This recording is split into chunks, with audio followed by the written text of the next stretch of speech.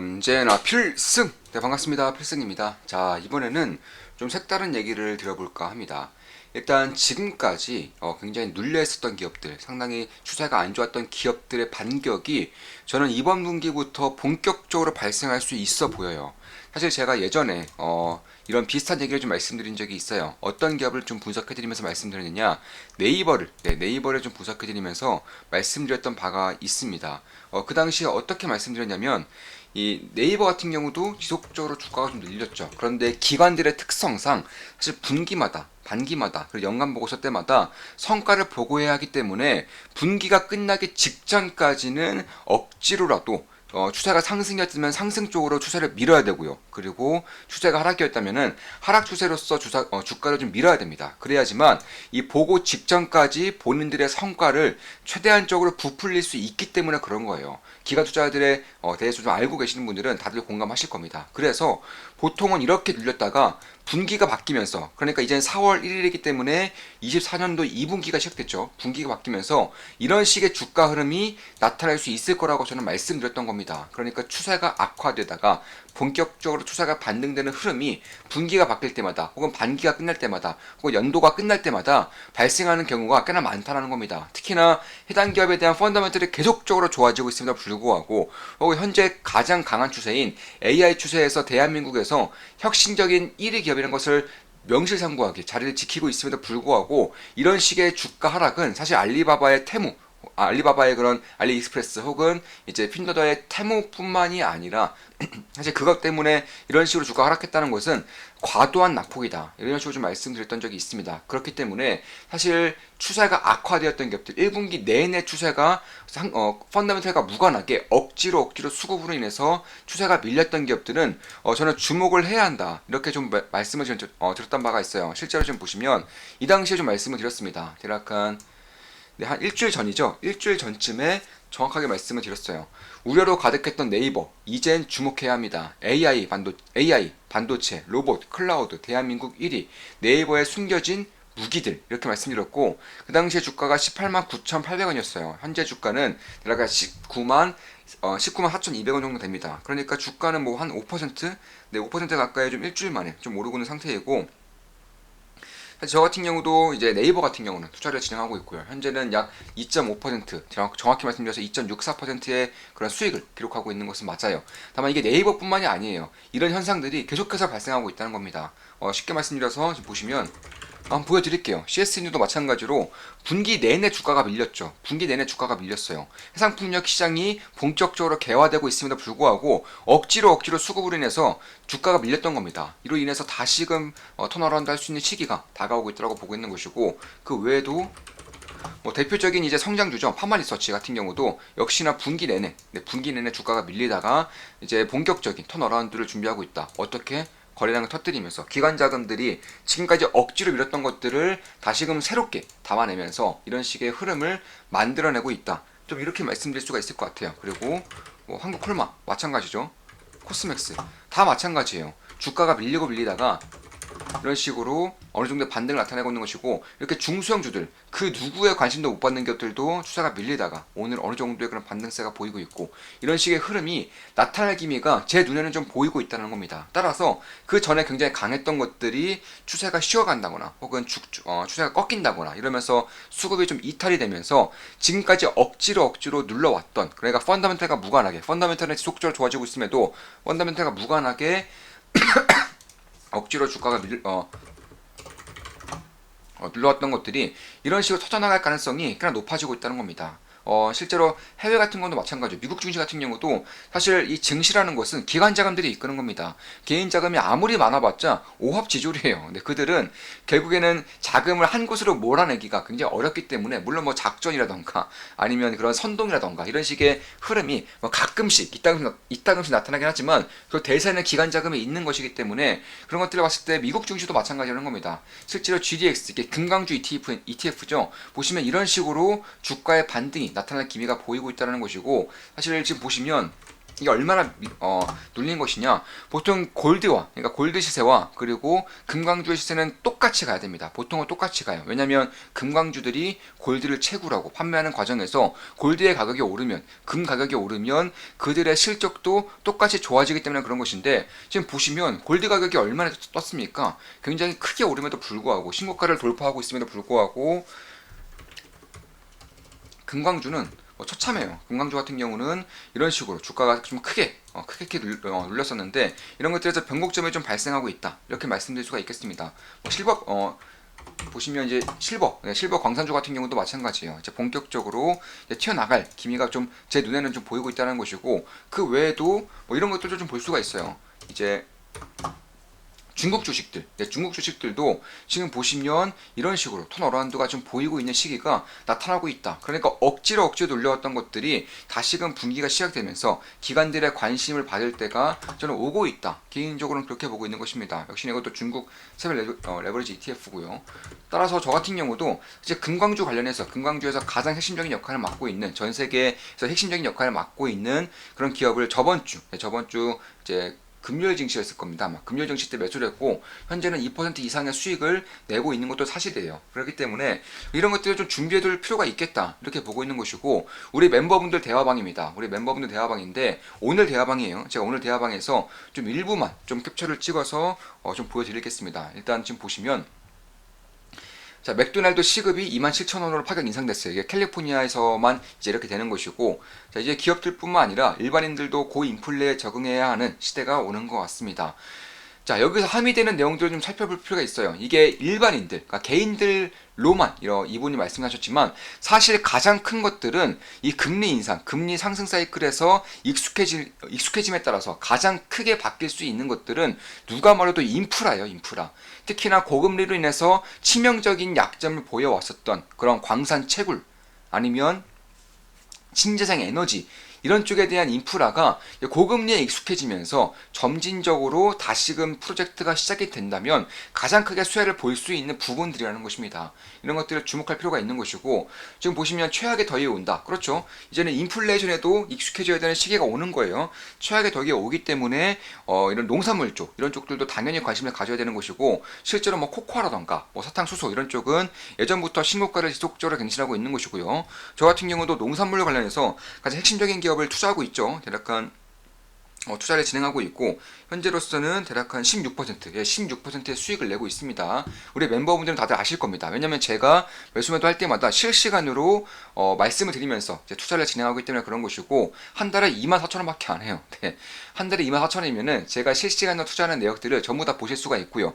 그리고 온라인을 통해서 제가 알고 있는 모든 것들을 좀 배우고 싶으시다면, 추후에도 스스로 나아갈 수 있을 만큼의 실력을 키우고 싶으시다면 좋은 기쁨다 멤버로 가입하시면 되는 것이고, 혹은 오프라인을 통해서도 제가 알고 있는 모든 것들을 배워나가고 싶다, 제가 만들어지는 강의 자료도 받고 강의안도 받으면서 체계적으로 커리큘럼에 맞게 배워나가고 싶으신 분들은 필승사단에 가입하시면 되겠습니다. 필승사단은 이번 주까지만 모집을 할 거고요. 그 다음부터 모집 안 합니다.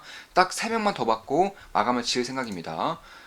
자, 이것 때문에 오늘 데이터 센터 관련주들이 움직이나 보네요. 동방성기는 부릉부릉 8%까지 상승하다가 3%로 내려오며 비비 상한선에 안착하네요. 오늘은 고려친 정보가 눈에 들어오네요. 이런 식으로 토론방에서 열띤 토론이 이루어지고 있어요. 참고로 어제 같은 경우도 굉장히 열띤 토론이 필승사단 토론방에서 이루어졌습니다. 한동안 안 보고 있었는데 멋있네요. 저는 인텔리안테크가 눈에 들어오네요. 저는 CS인드가 눈에 들어옵니다. 이런 식으로 보시면 장 초반이에요. 오전 9시 반에 그래서 이런 식의 핵심적인 종목들, 핵심적인 기업들이 이미 다 나오고 있었다는 겁니다. 왜냐면 분기가 바뀌면서, 제가 네이버를 예로 들어서 네이버를 대표적으로 말씀드렸지만, 분기가 바뀌면서 펀더멘털과 무관하게 굉장히 성장성 혹은 상승 모멘텀이 뛰어남에도 불구하고 수급적인 이슈로 인해서 억지로 기관들의 그런 성과적인 플레이로 인해서 눌렸던 것들이 반등할 수 있는 요소가 오늘부터 발생을 할 것이고, 그에 따른 핵심적인 기업들이 오늘 다 나왔어요. 네. 보시면 풍력이 계속 좋아지네요. CS인드 주총 후기 보니 꽤나 강한 업종에 대한 자신감을 느낄 수 있었습니다. 이런 식의 좀 얘기가 있었고, 여기서 나왔던 종목들 고려신용 정보도 마찬가지고요. 그리고 이것도 오늘 괜찮은 흐름 보였죠. 동방성기 역시나 마찬가지고요. 그리고 지금 CS인도 이게 나왔었죠. 다 마찬가지라는 겁니다. 그러니까 이런 식의 흐름이 나타나고 있다는 거예요. 그리고 눌리고 눌렸었고 굉장히 노이즈가 심하게 발생했었던 인텔리안테크도 역시나 오늘 좀 반등을 했다. 그러니까 이렇게 분기 내내 밀리다가 이제는 2분기가 시작되기 때문에 눌릴 이유가 딱히 없어지고 있다는 것입니다. 물론 2분기에서 이제 누르는 그런 자금들은 물론 있겠지만 그 외에 충분히 수익을 받기 때문에 이제 공매도 포지션으로서 혹은 숏 포지션으로서 충분히 수익을 받기 때문에 이제는 다른 포지션으로 그러니까 수익 실현을 하고 성과 보고를 성공적으로 하고 다른 포지션으로 나아가고자 하는 자금들이 분명히 생기는 시기가 분기 초 혹은 분기 말 이럴 때 생기는 것이기 때문에 저는 주목을 해야 한다. 이런 이제 다른 달라지는 장 분위기에 주목을 해야 한다. 이렇게 좀 말씀을 드릴 수가 있다라는 것입니다. 실제로 좀 보시면 자, 대규모 해상풍력 드라이브. 그렇죠. 해상풍력이 지속적으로 좋아지고 있던 것은 사실이에요. 특히나 이제 금리 상승세가 멈추면서 이제 인플레이션에 대한 압박이 이제 어느 정도 적용이 돼 가면서 이쪽에 대한 관심도를 저는 가져야 한다라고 보고 있는 겁니다. 해상풍력 같은 경우든 뭐 낙뢰 맞고 그리고 바람이 나빠도 가동률이 98.1%로 기술적인 부분에서 혹은 효율적인 부분에서는 굉장히 빠르게 올라오고 있는 것도 사실이고요. 전체적으로 친환경 에너지 기업들이 트럼프 이슈를 별 걱정거리로 생각 안 하는 것 같습니다. 그 이유는 전략 인프라는 확충하는 시기에 트럼프가 되더라도 그 수순을 거스를 수는 없겠다는 생각을 가지고 있는 거겠죠. 또 미국 태양광 풍력 발전은 트럼프 때도 늘었기도 하고요. 바이든 지지율 상승하자마자 반응을 보이더라고요. 시장은 아직까지 좀 단순하게 움직이는 것 같습니다. 이런 식으로 멤버분들 간의 토론이 대화가 지속적으로 이루어지고 있는 것이고 어제 같은 경우도 굉장히 열띤 토론이 이루어졌습니다. 자, 발전량이라든지 미중 갈등이 여러 가지 부분에서요. 저도 동감을 하는데요. 태양광 산업 자체를 투자 관점에서 부정적으로 보이는 이유는 말씀하신 부분과 더불어 너무 짧은 주기성도 문제라고 생각합니다. 실제 태양광, 원전, 풍력, 직접 발전보단 이를 모두 포괄할 수 있는 ESS나 전력 인프라 등에 투자하는 게 더 핵심적인 부분이라고 생각하고요. 풍력은 워낙 큰 시장이 이제 막 열리고 있어서 예외네요. 맞죠. 전력 인프라 쪽에도 저희는 투자를 하고 있고 현재는 굉장히 좋은 수익을 내고 있는 것도 맞습니다. 핵심적인 기업 하나에 핵심적인 기업 두 개죠. 핵심 기업 두 개에 투자하고 있고 한 종목은 현재 20% 정도 수익을 내고 있고요.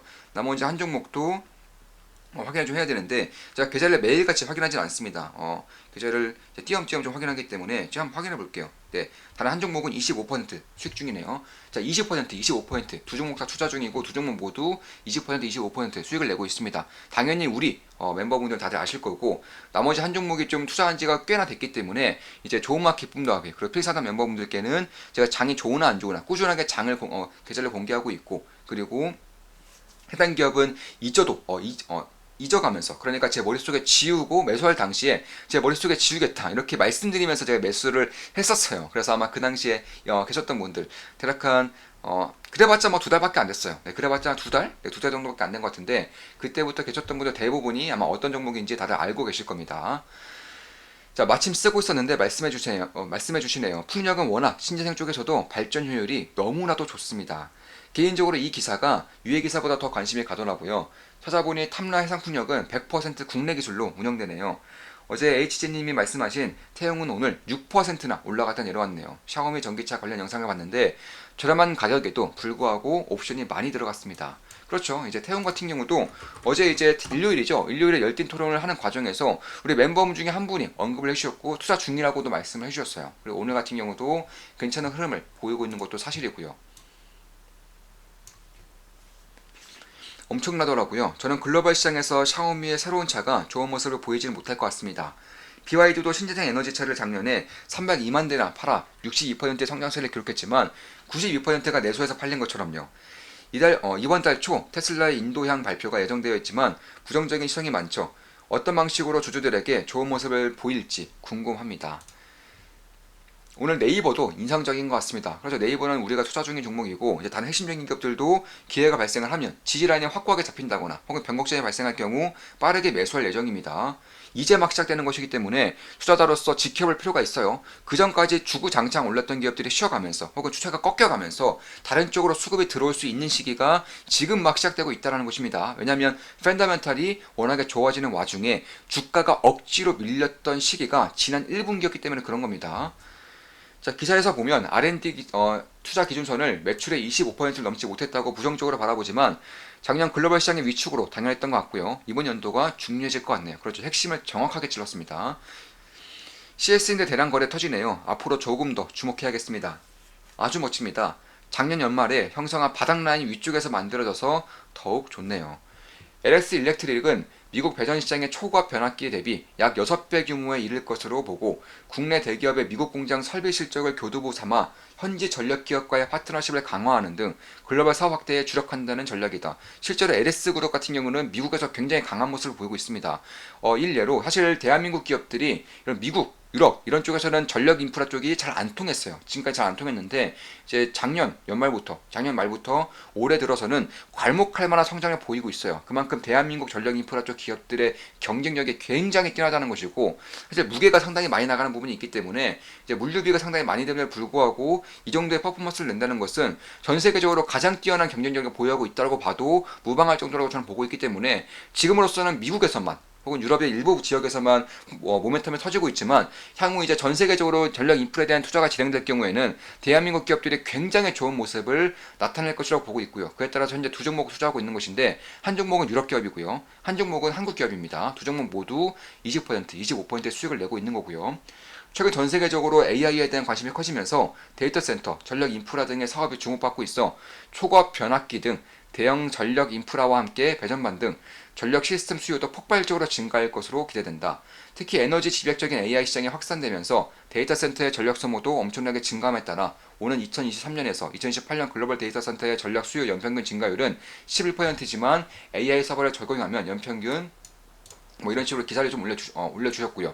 그러니까 이런 식으로 대화가 꾸준히 이루어지고 있는 것이고 특히 핵심적인 대화들, 핵심적인 내용에 대한 대화들이 꾸준하게 이루어지고 있다는 것입니다. 그리고 우리 멤버분들과 대화를 통해서 힌트를 얻으신 분들도 많으시겠지만 사실 이번 분기부터 들어서 지금까지 펀더멘털과 무관하게 억지로 주가가 늘려왔던 기업들의 상황을 다시 한번 더 살펴봐야 된다. 그러니까 기업들의 주가가 안 좋다고 해서 실제로 상황도 안 좋지 않을 수 있다는 겁니다. 오히려 좋을 수가 있다는 거예요. 그래서 그런 부분들을 참고를 하시면서 투자에 적용시켜 나간다면 사실 1분기에도 주도 섹터가 명확했었고 2분기에서는 눌려왔던 종목들이 다시금 뛰게 되면서 주도 섹터가 바뀔 수 있다는 것들을 염두에 두면서 나아갈 필요가 있다. 개인적으로 그렇게 말씀드리면서 방송을 마치겠습니다. 물론 제 모든 영상도 매수 매도 추천 리딩 절대 아닌 거 다들 알고 계시죠? 참고하시면 되겠습니다. 지금까지 분기가 바뀌면서 주도 섹터였던 것들이 잠시 쉬면서 다른 눌려있던 기업들, 펀더멘털이 좋아짐에도 불구하고 주가가 억지로 눌려있던 기업들에 대한 반격이 굉장히 강하게 나타날 수 있다는 점을 분석해드렸습니다. 앞으로도 좋은 모습, 좋은 기업 분석으로 찾아뵙겠습니다. 모든 영상은 매수매도 추천 리딩은 아닙니다. 필승 구독, 알림 설정, 좋아요는 여러분들께 돈이 됩니다. 필승!